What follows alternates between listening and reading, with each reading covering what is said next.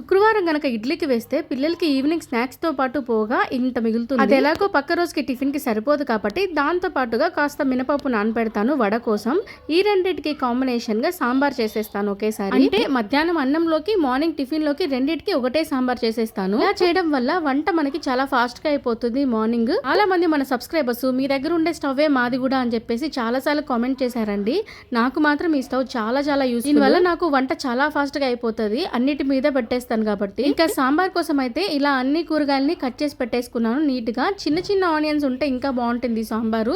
అలా లేవు కాబట్టి నేను నార్మల్ ఆనియన్స్ ని ఇలా సన్నగా కట్ చేసుకుంటాను. కందిపప్పు ఉడకబెట్టి పక్కన పెట్టుకున్నాక ఇంకొక కుక్కర్ లో పోపు వేసుకొని ఆనియన్స్ ఇంకా టొమాటో కట్ చేసి పెట్టుకున్న కూరగాయలు వేసేసుకొని పసుపు ఉప్పు కారం వేసుకొని ఈ ముక్కల్ని ఒక 50% ఉడికించేసుకొని ఆ తర్వాత చింతపండు పులుసు పూసి ఉడికిస్తాను. సాంబార్ ముక్కలు ఉడికేలోపు నానబెట్టిన మినపప్పును కూడా గ్రైండ్ చేసేసుకొని పక్కకు తీసేసుకుంటాను వడలు వేయడం కోసం. ఇంట్లో అయితే వడలు గ్రైండర్ లో కానీ లేకపోతే రోట్లో రుబ్బుతేనే తింటారు. అయితే అయిపోయిన ఆయిల్ ప్యాకెట్స్ ని ఇలా సేవ్ చేస్తాను. అది ఎందుకనేది గెస్ చేసి కామెంట్ చేయండి. దీన్ని గ్రైండ్ చేసే లోపు ముక్కలు ఉడికిపోయాయి కాబట్టి ఇప్పుడు ఇందులో ఉడికించిన కందిపప్పును కూడా వేసేసుకొని కొద్దిగా సాంబార్ పొడి ఇంకా కొద్దిగా కొత్తిమీర వేసేసుకొని మరిగించేసుకున్నాను సాంబార్ని.